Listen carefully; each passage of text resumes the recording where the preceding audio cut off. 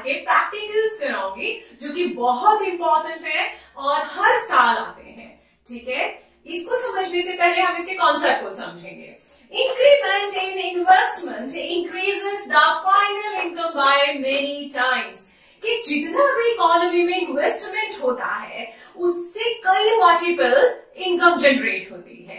इसलिए जो मल्टीप्लायर का सिंबल इज अ के, मल्टीप्लायर का सिंबल क्या है, K is equal to delta Y upon delta I. Delta I यहां पर क्या है, change in investment, and delta Y is change in income, right? Okay. Economy में जो जनरेशन है इनकम का, अब वो दो बातों पर डिपेंड करता है। पहला, इन्वेस्टमेंट कितना हो रहा है, दूसरा लोगों की प्रोपेंसिटी कितनी है, जैसे हम एमपीसी बोलते हैं, मार्जिनल प्रोपेंसिटी टू कंज्यूम। वो जितना ज्यादा अच्छा होता है मार्केट में इनकम का जनरेशन उतना ज्यादा होता है। इसलिए K is equal to 1 upon 1 minus MPC. अच्छा, और इसको आपको हम ये भी बता दें कि एमपीसी की marginal propensity to consume plus marginal propensity to save is equal to 1। ठीक है, इसको यानी कि हम इस तरह भी कर सकते हैं 1 अपॉन एमपीएस। ठीक है, अब हम समझेंगे कि एमपीसी की मैक्सिमम वैल्यू कितनी रहती है, के की मैक्सिमम वैल्यू कितना रहता है और मिनिमम वैल्यू कितना रहता है। अब हम के की मल्टीप्लायर की मिनिमम वैल्यू और मैक्सिमम वैल्यू को समझते हैं। Minimum value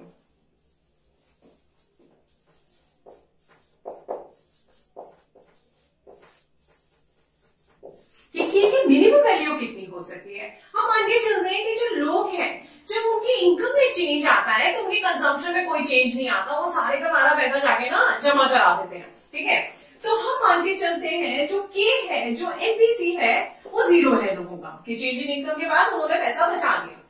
1 minus MPC is equal to 1 minus 0, 1 upon 1, यानी कि के का मिनिमम वैल्यू जो है वो 1 रहता है। ठीक है, maximum value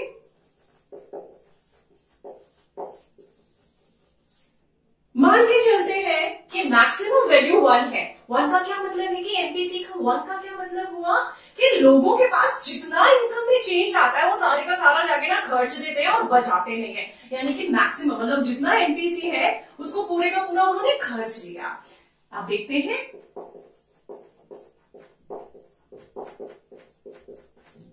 that means infinity, यानी कि के की minimum value is 1 and the maximum value is infinity. अब हम इसके प्रैक्टिकल्स करते हैं। अब हम एग्जाम्पल से इन क्वेश्चंस को समझते हैं। If the marginal propensity to consume is 0.9, कि अगर एमपीसी जो है वो 0.9 है, What is the value of multiplier? कि मल्टीप्लायर का वैल्यू क्या होगा, यानी हमें गिवन क्या है, एमपीसी का वैल्यू इज 0.9, हमें के का वैल्यू फाइंड आउट करना है। How much investment is needed, कि कितनी इन्वेस्टमेंट की जरूरत होगी if national income increases by ₹5,000 crore, कि अगर हमारे पास इनकम 5,000 करोड़ है तो कितना इन्वेस्टमेंट का इकोनॉमी में जरूरत होगा, वो पूछा गया है। अब आप जानते हैं कि जो के हमारे पास जो फॉर्मूला है वो क्या क्या है, K is equal to 1 upon 1 minus MPC या 1 अपॉन एमपीएस और delta Y upon delta I. अब हमें ये सोचना होगा कि हमारे इस क्वेश्चन में कौन सा फॉर्मूला अप्लाई होगा। देखते हैं, हमारे पास जो इंफॉर्मेशन गिवन है वो एमपीसी की गिवन है। अगर हम ये रखेंगे तो हमारे पास डेल्टा आई नहीं है, तो हमारे इस फॉर्मूले में ये लगेगा। Sorry, this is for MPS. Okay, so now K is equal to 1 upon 1 minus MPC, 1 upon 1 minus 0.9, 1 upon 0.1, that means 10, right? यानी कि के का वैल्यू आपके पास 10 आ गया है। अगर आपके पास k का वैल्यू 10 आ गया है, अब इसको अगर आप इस रूल में रखते हैं तो आपका डेल्टा i आ जाएगा।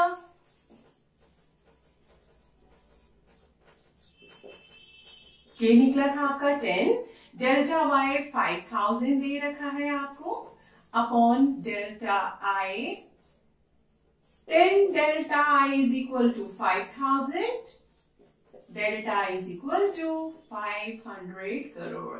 यानी कि इकोनॉमी में 500 करोड़ की अगर इन्वेस्टमेंट होती है तो 5000 इनकम का जनरेशन होगा। नेक्स्ट एग्जाम्पल से और अच्छे से समझते हैं। अब हम इसकी सेकेंड एग्जाम्पल से और अच्छे से मल्टीप्लाई के क्वेश्चन को समझते हैं।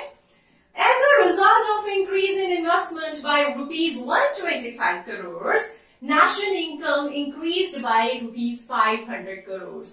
कि अगर इकोनॉमी में 125 करोड़ का इन्वेस्टमेंट किया जाता है, उसकी वजह से नेशनल इनकम में कितने रुपीस का इंक्रीमेंट आता है? 500 करोड़ का इंक्रीमेंट होता है। Okay, calculate marginal propensity to consume कि एमपीसी क्या है।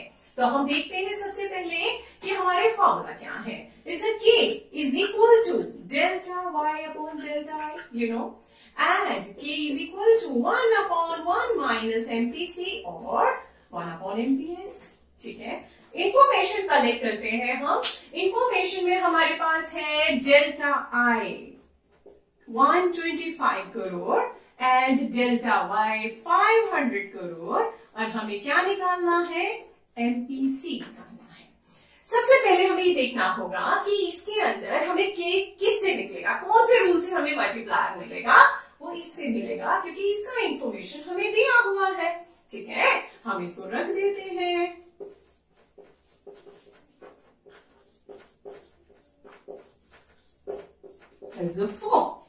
ठीक है, मल्टीप्लाई का क्या आंसर आया? k का 4। अब हम इसको अगर इसमें रखेंगे तो हमारा एमपीसी निकल जाएगा।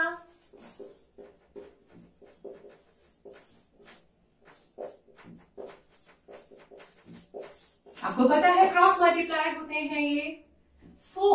1 minus MPC is equal to 1, 4 minus 4 MPC कि कुछ भी अगर ब्रैकेट में है तो वो भी मल्टीप्लाई होगा, सेकेंड नंबर भी is equal to 1 minus 4 MPC is equal to 1 minus 4। अगर आप छोटी छोटी चीजें भी लिखते हैं ना तो कोई गलती होने का सवाल ही नहीं पैदा होता, बहुत अच्छे से आंसर निकलता है और बिल्कुल एक्यूरेट निकलता है। तो इतना फास्ट नहीं करना है आपको, एक एक लाइन आपको अच्छे से लिखनी है। Minus 4 MPC is equal to minus 3 MPC is equal to minus 3 by minus 4 is 0.75। ठीक है, अब हम इस एग्जाम्पल को समझते हैं। In an economy, 75% increase in income is spent on consumption। कि 75% यानी इनकम का 75% को कंजम्पशन पे स्पेंड किया जाता है। यानी कि हमारा इसमें क्या दिया हुआ है? एमपीसी। एमपीसी हमें अगर 75% दे रखा है तो इसका मतलब हुआ 75 अपॉन 100 0.75। ठीक है, आगे बढ़ते हैं। Investment is increased by 1000 crore की इन्वेस्टमेंट को कितना बढ़ाया जा रहा है? दैट मीन्स डेल्टा आई आपको दिया है rupees 1000 crore. Okay, calculate total increase in income, यानी हमें क्या निकालना है? Total increase in income. ठीक है, और क्या निकालना है? Total increase in consumption expenditure.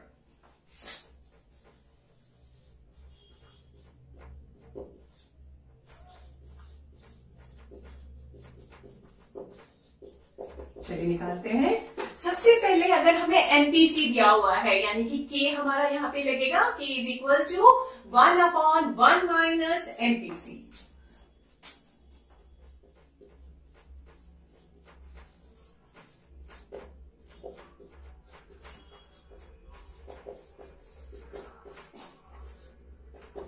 Zero 0.25 यानी कि 100 upon 25 that means K is equal to 4। आपके पास के का वैल्यू आ गया है। अगर के का वैल्यू आता है तो इसके दूसरे फॉर्मूले में लगाकर हमारे पास डेल्टा वाई आ जाएगा। K is equal to delta Y upon delta I. 4 आपको मिल चुका है, डेल्टा वाई हमारे पास नहीं है, वो हमें निकालने को बोला है। इस डेल्टा वाई आई हमें 1000 दिया हुआ है, यानी कि डेल्टा वाई हो गया आपके पास 4000। यानी इनकम में कितने का इंक्रीमेंट आता है अगर इन्वेस्टमेंट 1000 की होती है, इज 4000। अब आपसे जो इसमें पूछा गया है उसे समझेंगे अब हम। Total increase in consumption expenditure. अगर आपको इंक्रीज इन कंजम्पशन एक्सपेंडिचर निकालना है तो इसका फॉर्मूला क्या होता है,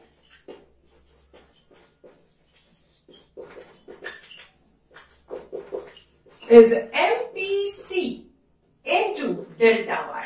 That's it. Very easy. और अगर आपसे इंक्रीज इन सेविंग एक्सपेंडिचर पूछा जाए, इसमें तो नहीं पूछा है इन्होंने, अगर आपसे पूछा जाए तो इट्स ऑल्सो वेरी इजी। आपने क्या करना है, MPS इंटू डेल्टा वाई, यानी कि सिर्फ इतना ही डिफरेंस है कि अगर कंजम्पशन पूछते हैं तो MPC होता है, अगर सेविंग एक्सपेंडिचर पूछेंगे तो MPS होता है। अब इसमें जो पूछा है वो हमारा पूछा है increase in consumption expenditure, okay,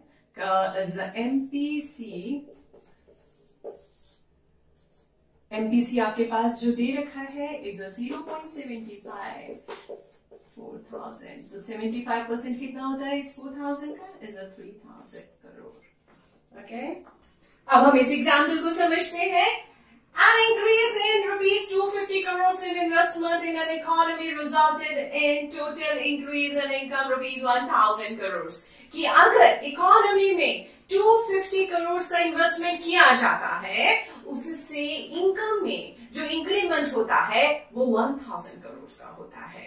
यानी हमारे पास जो इंफॉर्मेशन दे रखा है वो डेल्टा आई रुपीज 250 करोड़ दे रखा है, okay, and delta Y rupees 1000 crore दे रखा है। ओके, इन्होंने हमसे और क्या पूछा है, कैलकुलेट एमपीसी। हमें एमपीसी को फाइंड आउट करना है और क्या निकालना है, चेंज इन सेविंग।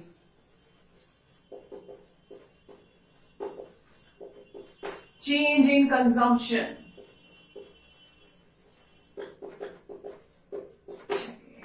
अब हमारे यहाँ पर के का जो रूल लगेगा वो delta Y upon delta I वाला लगेगा, क्योंकि हमें इंफॉर्मेशन उसी का दिया हुआ है। K is equal to delta Y upon delta I. Delta Y 1000 upon 254, यानी के का वैल्यू आपके पास 4 आ गया है। अगर के का वैल्यू आ गया है, आपके लिए एमपीसी निकालना बहुत आसान है। K is equal to 1 upon 1 minus MPC. 4 जो कि अभी हमने निकाला है is equal to 1 upon 1 minus MPC. 4 minus 4 MPC cross multiply करेंगे हम, ठीक है, -4 एमपीसी यहां रह जाएगा, 1 minus 4 MPC is equal to -3 and MPC is equal to 3 upon 4 is equal to 0.75 जो है वो आपका MPC आएगा, ठीक है। चेंज इन सेविंग हमसे पूछा है, चेंज इन सेविंग जो अभी हमने क्वेश्चन किया था और आपको फॉर्मूला बताया था, MPS into delta Y, right. Change in saving delta Y into MPS। इस चीज का आपने सबसे ज्यादा ध्यान रखना है कि अगर हम चेंज इन सेविंग निकालेंगे तो MPS आएगा, ठीक है। डेल्टा वाई आपके पास डेल्टा वाई क्या दिया हुआ था, 1000, ठीक है, और आपका MPC अगर आपका 0.75 है तो MPS कितना होगा, 0.25, क्योंकि MPC प्लस MPS जो है वो 1 के बराबर है। 0.75 MPS is equal to 1, MPS is equal to 0.25। उसका वैल्यू आप यहां पर रख देंगे, यानी कि 250, यानी कि जो चेंज इन सेविंग आएगा कितना आएगा, 250 करोड़, ठीक है। और अगर आपको चेंज इन कंजम्पशन निकालना है,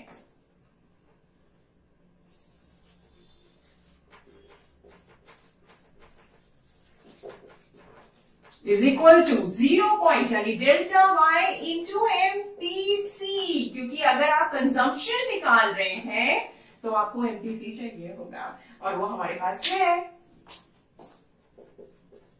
0.75 यानी कि 750 करोड़। चेंज इन कंजम्पशन कितना आया?